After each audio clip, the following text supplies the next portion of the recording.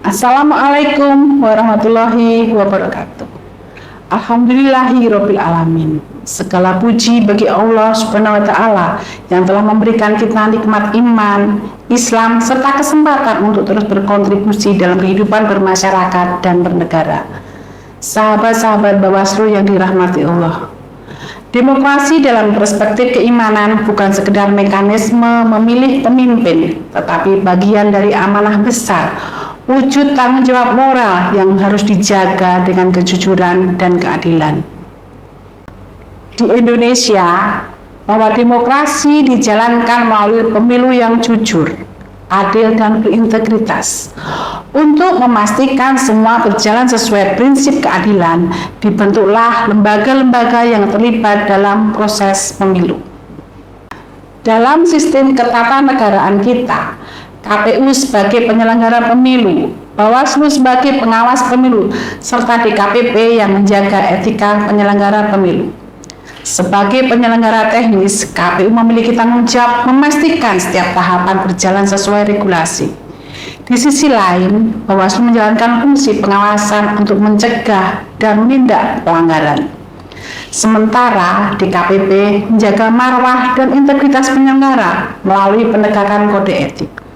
Ketiga lembaga tersebut memiliki fungsi yang berbeda, tetapi tujuannya yang sama, yaitu menjaga marwah demokrasi. Sahabat-sahabat yang berbahagia, marwah demokrasi adalah kehormatan bangsa. Demokrasi yang berkualitas tidak lahir secara otomatis. Ia dibangun melalui proses yang jujur, adil, transparan, dan akuntabel.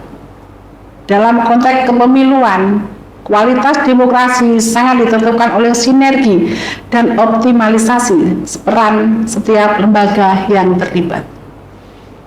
Namun, demokrasi tidak hanya menjadi tanggung jawab penyelenggara pemilu. Aparat penegak hukum, pemerintah daerah, partai politik, media massa, dan masyarakat sipil mempunyai peran strategis dalam menciptakan ekosistem demokrasi yang sehat. Sinergitas antar lembaga berarti membangun komunikasi yang terbuka, koordinasi yang efektif, serta komitmen bersama untuk mengutamakan kepentingan bangsa di atas kepentingan sektoral. Sinergi bukan berarti menyampur adukkan kewenangan, tetapi saling menguatkan sesuai fungsi masing-masing. Sinergi antara KPU, Bawaslu, DKPP, aparat penegak hukum, serta pemerintah dan partisipasi masyarakat sangatlah penting. Tanpa kerjasama yang harmonis, celah pelanggaran akan semakin besar. Dalam menjaga demokrasi, soliditas lembaga menjadi kekuatan utama dan fondasi menjaga marwah lembaga. Namun soliditas saja tidak cukup, ia harus dibarengi dengan optimalisasi peran dan fungsi lembaga.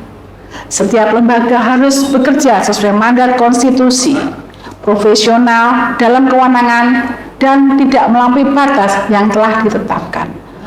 Optimalisasi berarti bekerja secara efektif, responsif, dan akuntabel.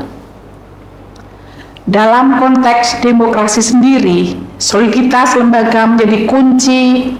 Lembaga-lembaga yang terlibat dalam proses demokrasi harus berdiri dalam satu barisan nilai, menjaga keadilan dan kedaulatan rakyat.